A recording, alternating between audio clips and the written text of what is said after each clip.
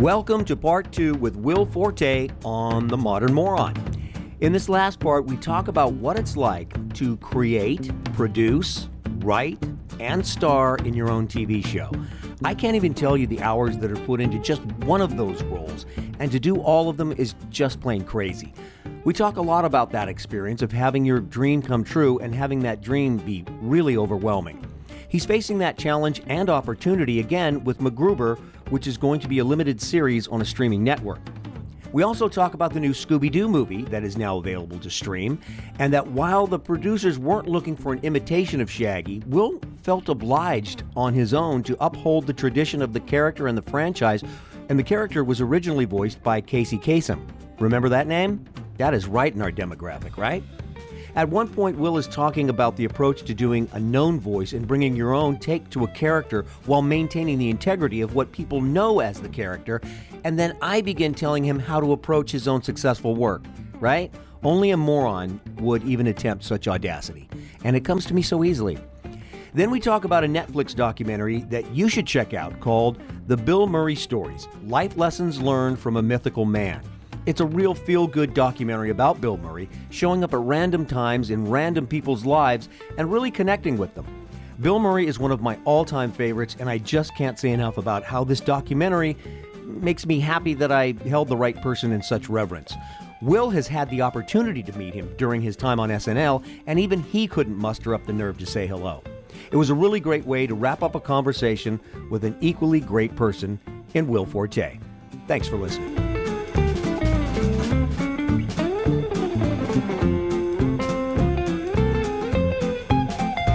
When you were doing Last Man on Earth, oh my God, in a way, I was glad that show stopped, only in that you created the show, you wrote the show, you produced the show, you starred in the show. It's like, oh my God, this goddamn show's going to kill him.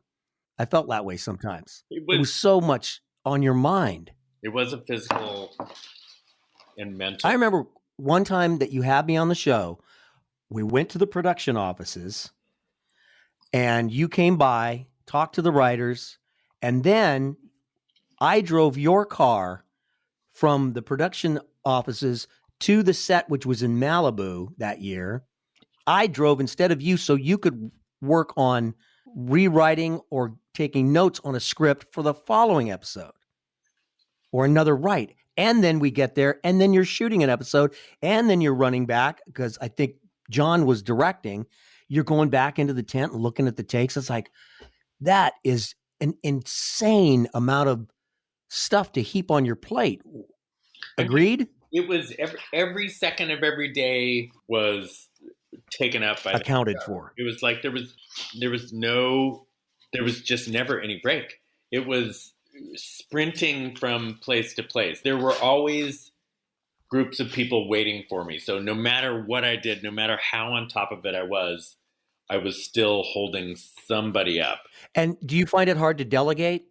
Or did you for that show? Yeah, for sure. Yeah. I am a control freak for sure. And there were a lot of amazing, smart, wonderful writers and wonderful crew members. Just everybody was great on that show. Awesome, smart cast and crew. Super nice people too. But it's interesting. You just have to, like, if you delegate, unless somebody is so locked in with how you do stuff, it's always just going to be a little different. It's a little different. And and I would, at the end of each season, I would weigh, like, okay, well, am I going to ease up on stuff and let other people get in there and take care of more stuff so that I can have more free time? I would say, yes, I can't do everything I was doing the last time. I'll go insane. And then I would try to do it. And who knows? The show might have even been better than it was. It would drive me crazy. And I would say, like, I couldn't keep your hands off it. Yeah. I just would have to get in there because it would just be slightly different than I had imagined it. And I was like, no, I just got to see this through. I'm not going to give up on this thing. I'm not going to let go of it but I learned a lesson. I was like, I'll never do this again. Well, you're about to. Do you see yourself like, you know what? I know I can delegate. Well, it's just a different story. With MacGruber. Yeah, with MacGruber, I learned The lesson with Last Man on Earth, it was 18 episodes. Oh, God. So it's impossible you can't possibly go into the season having everything written. Whereas with MacGruber, we'll have all the episodes written before we start going into production. Oh, that will be so good for you. So like during Last Man on Earth, you'd start a couple months early and write and bank as much stuff as you could. And then we'd have to start acting. And then, I'm waking up at 6 o'clock in the morning every day, and the stuff I'm not in, I have to watch anyway, because it's my show. And then, I'm still trying to, at a certain point, couple months in, the stuff that you've written and banked, you run out of pad. So all of a sudden you're butting against these harsh deadlines. And also, a couple of weeks after you start shooting, you got to start editing and doing the, going through the music. And editing takes hours and hours and music as well. Yeah. So I'm trying to do all that around this. I mean, when you're the main person in a show, just as an actor, they're pretty stressful, tiring weeks. But yeah, that's why I brought it up. Like, you had everything, literally every role you could have on a show, you had it. Each of these things individually can be kind of. Yes, that's my point. Do all of them at the. Oh, it was great. Yes, that's my point. I don't think you were aware of how much you were taking on. And when you had all that heaped on your plate, was there one like, okay, I've got a few hours or a half a day? Like, what would you do you practice meditation by any chance? Like, what was your version of meditation? I always wished I had. I mean, the main thing, like, look, I have nobody to blame but myself. But certainly when they canceled the show, it was a huge sigh of relief, because it was. Oh, God. I was super sad. It was this amazing group of people. Right. I was going crazy and physically. So I put on like 40 pounds. Did you? Every season I would put it on, and then we'd have a little hiatus period. But no, there was never any time I could truly relax, because there was always something I should be doing. So even if I said, you know what, I'm going to watch a friggin' movie, I'm still in the back of my head while watching the movie go, I should be getting this music done. Steve's waiting for the music. I could never enjoy free time. Then you would go for runs then. That would be a little therapeutic for you. That's as close as you could get, maybe going for a run. I mean, I didn't exercise as much as I used to, just because I just had run out of time. Right. Yeah. It's like, how do you manage stress? You weren't managing stress. You were just in there dealing with it. It was, again, I love that show, but for your sake, in a way, I'm glad it came to an end, just so you could breathe, Yes. Yeah. I sadly, yeah. And it's such a bummer too, because I just wish that I could have enjoyed the process more, because I mean, I still, even as stressful as it still was, I will always look back. A dream come true. With such love, because the people involved were so wonderful, but I just wish that I could have enjoyed the day by day part of it a little bit more. But I was just so stressed all the time that I couldn't fully appreciate all these wonderful people that were surrounding me. I mean, there were, they were just, it was just I remember it. The couple of times I got to be on set and follow you around, I was able to stop and see all these great and people that we've known for years. And you're just going from frying pan to frying pan to frying pan. Yeah. So I'll change the subject for a second, and I'll let you go pretty quick too. We've been talking for a long time, but I could talk to you for another 45 minutes. When is the Scooby Doo movie set to come out or get released virtually? It was always going to be, I think, May 15th. And then for a while after, COVID coming in and having, nobody goes to movies. I mean, you can't anymore. I don't even know, like, are movie theaters going to be opening in Georgia and in the different places that are easing restrictions? I had no idea. So then there was a question mark as to, would they still release it? And then I guess now they're back to May 15th, but I think it's going straight to video on demand. And I think a lot of studios are wrestling with this, Mm-hmm. How do you release it in this current climate? Which is, I mean, I can't even imagine it. But I guess Trolls opened up, a couple of weeks ago and did incredibly well.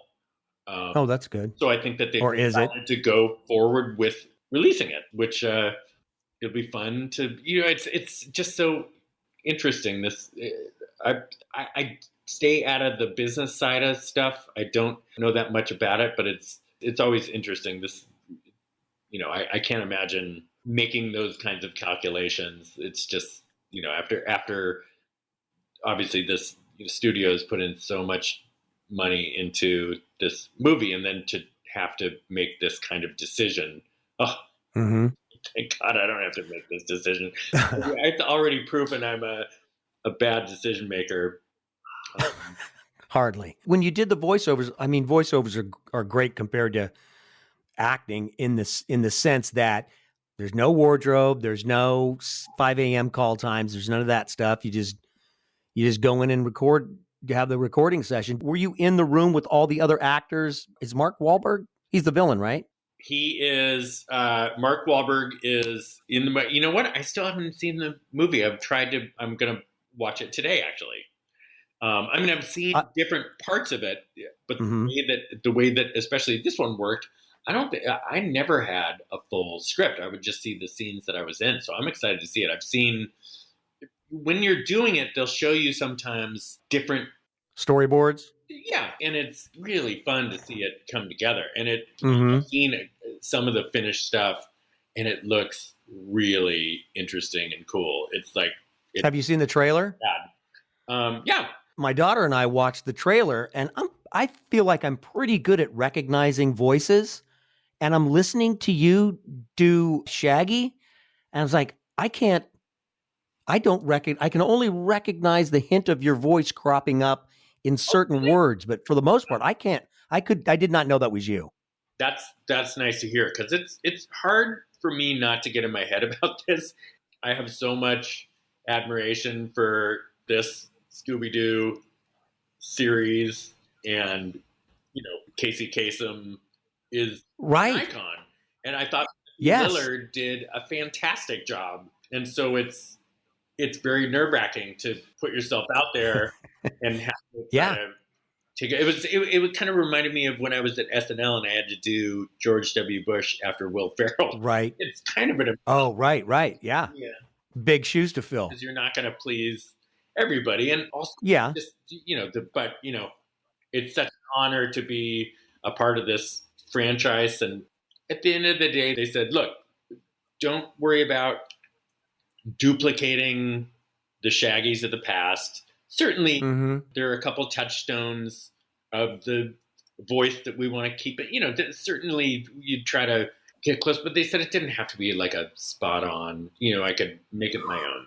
They said, and so that was liberating. Did you go back to any old Casey Kasem episodes to try and find a voice, or did you do any research like that? Oh yeah, I studied his version. I studied Matthew Lillard's version. Mm-hmm. I really studied, but the goal was not to duplicate it, as I said. It was just to do your own thing. But certainly I wanted to be in that ballpark. But that's the interesting thing is when you're when one is, and then I'll even remove myself from that and say, when I am trying to duplicate a voice, it never sounds like that voice. It's not supposed to be, though. I mean, from my days of teaching, you got to bring yourself. There's something your uniqueness. It's your take on it. It's not about accuracy. It's about your creative interpretation of it. Well, here I am lecturing you. That's what I like to say.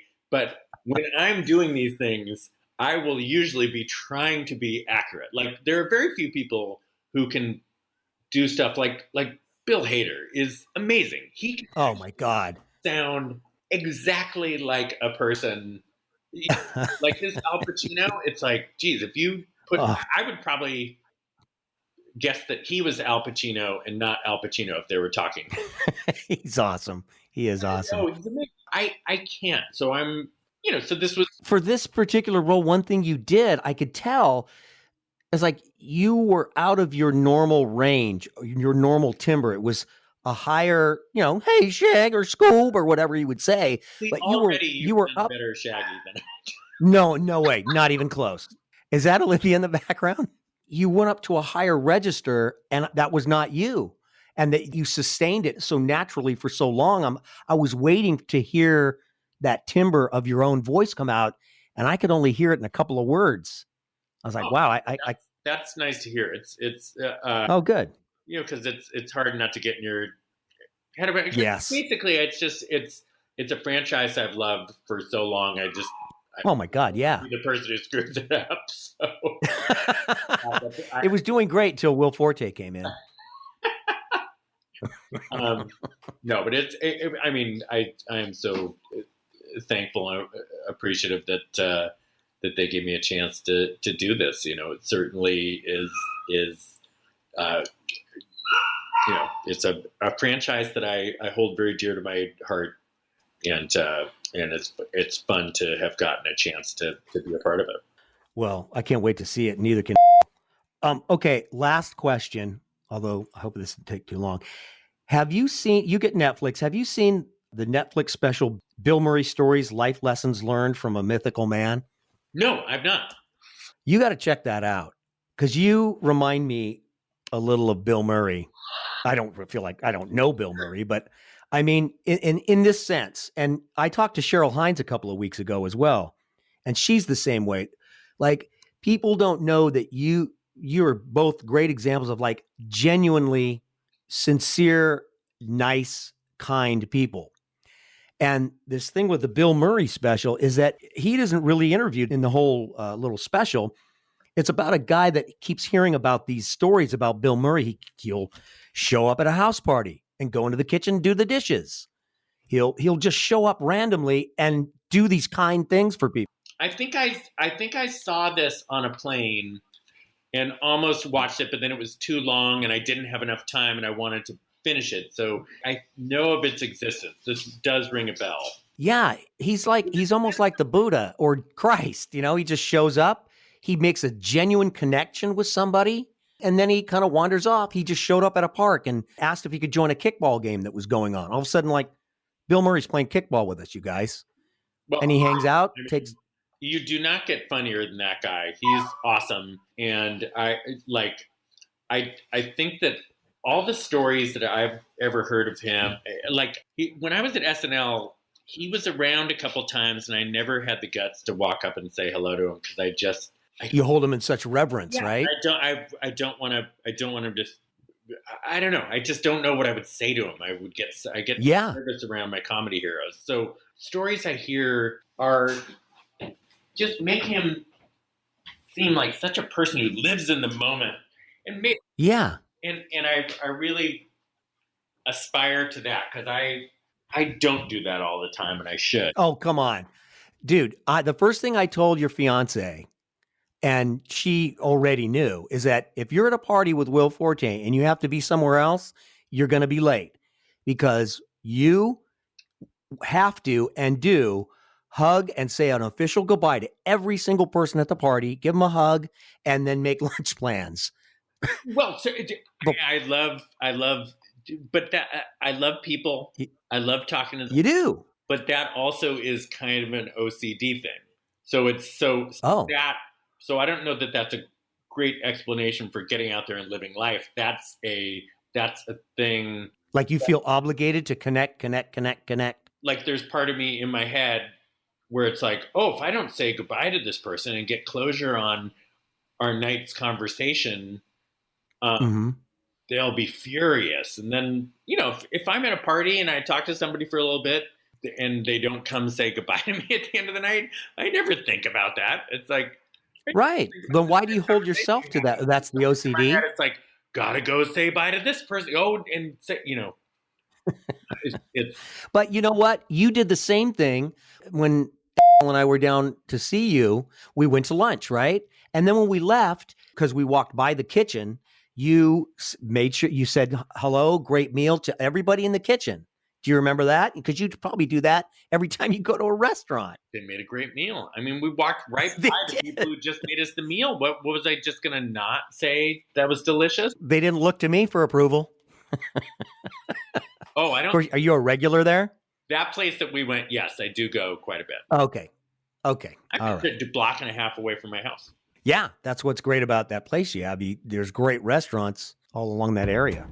Yeah. All right, sir, I've taken up lots of your time, so I'm going to let you go. Always good to talk to you, Stizzle Pizzle.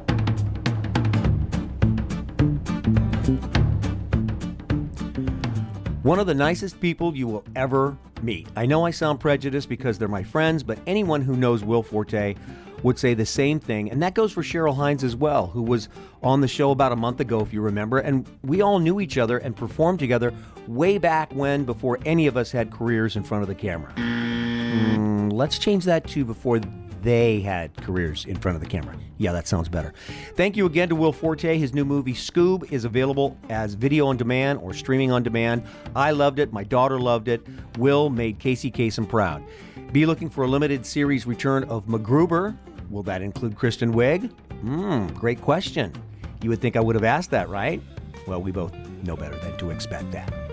See you next time.